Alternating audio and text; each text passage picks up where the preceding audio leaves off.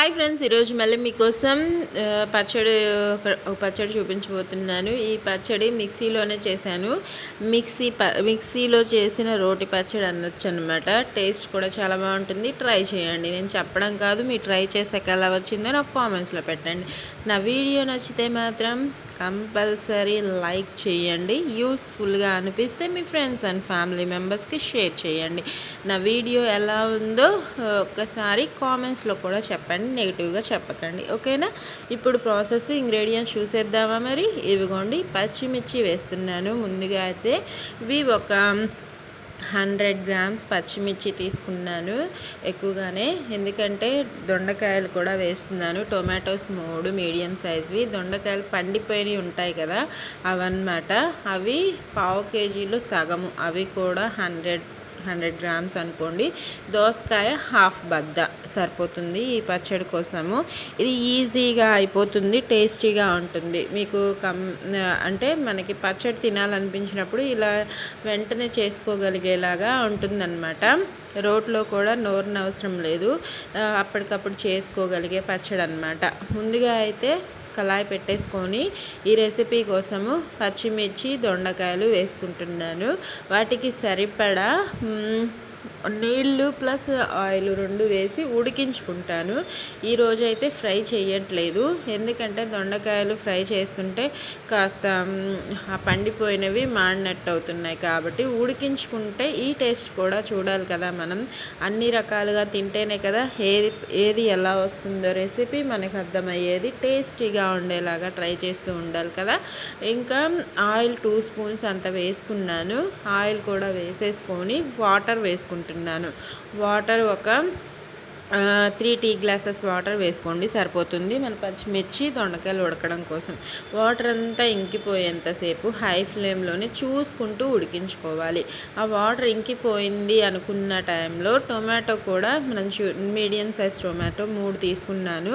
అవి తీసుకొని లో ఫ్లేమ్లోకి మార్చుకొని ఉడికించుకోవాలి. చిన్న చిన్న పీసెస్ చేసుకోండి, ఈజీగానే మగ్గిపోతుంది టొమాటో అయితే. ఇంకా ఒక స్పూన్ అంత ఆయిల్ కూడా వేసుకోండి, ఎందుకంటే మనం టొమాటో వేస్తున్నాం కాబట్టి అది కాస్త మెత్తబడడం కోసము ఆయిల్ హెల్ప్ అవుతుంది. మనం వేసిన ముందు 2 స్పూన్స్ ఆయిల్ అయితే ఈ దొండకాయకి పచ్చిమిర్చికి పట్టేసి ఉంటుంది.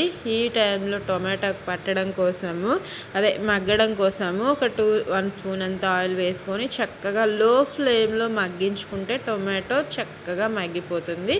ఇదిగోండి, కనిపిస్తున్న విధంగా మగ్గిపోయింది. దీనిలో మీరు కావాలంటే చింతపండు వేసుకోండి. నేనైతే వేయట్లేదు ఈసారి, ఎందుకంటే దొండకాయలు దోసకాయలు కాస్త పుల్లగానే ఉంటాయి. మరీ పులుపు అయిపోతే పచ్చడి బాగోదు కాబట్టి నేను చింతపండు వేయట్లేదు. ఇంకా బాగా చల్లారిన తర్వాత మాత్రమే మిక్సీ పట్టుకోండి. ఎప్పుడైనా చెప్పే విషయమే, చల్లారకపోతే మిక్సీ పాడైపోతుంది, ఓకేనా?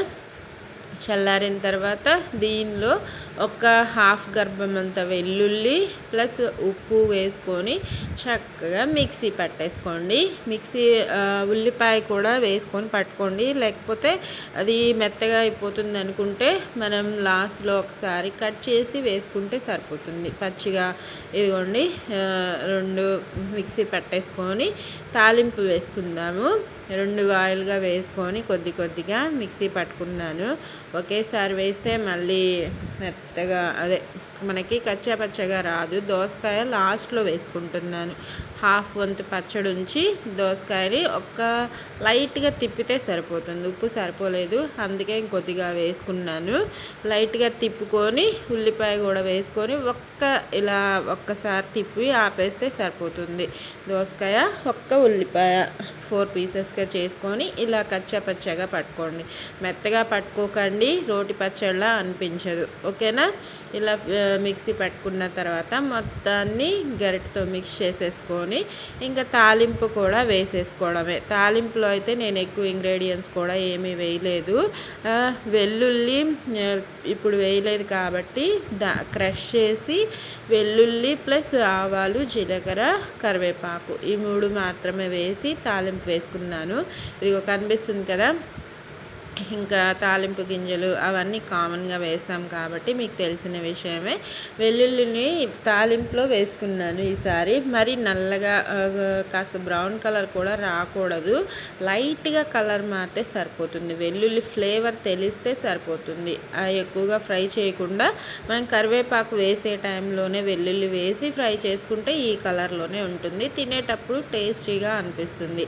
ఇంకా తాలింపుని చక్కగా మిక్స్ చేసుకొని వేడి వేడి అన్నంలో కానీ వేడి వేడి అట్లులో కానీ ఏ టిఫిన్లో అయినా బాగుంటుంది, రైస్లో అయినా సూపర్గా ఉంటుంది. ట్రై చేసి మీకు ఎలా వచ్చిందో కామెంట్స్లో పెట్టండి. మీరు ఆల్రెడీ చేసుంటే అది కూడా నాకు చెప్పండి. ఎప్పుడు చెప్పే విషయమే. ఆరోగ్యంగా తినండి, సంతోషంగా ఉండండి. మరిన్ని వీడియోస్ కోసం నా ఛానల్ని సపోర్ట్ చేస్తూ సబ్స్క్రైబ్ చేసుకోండి.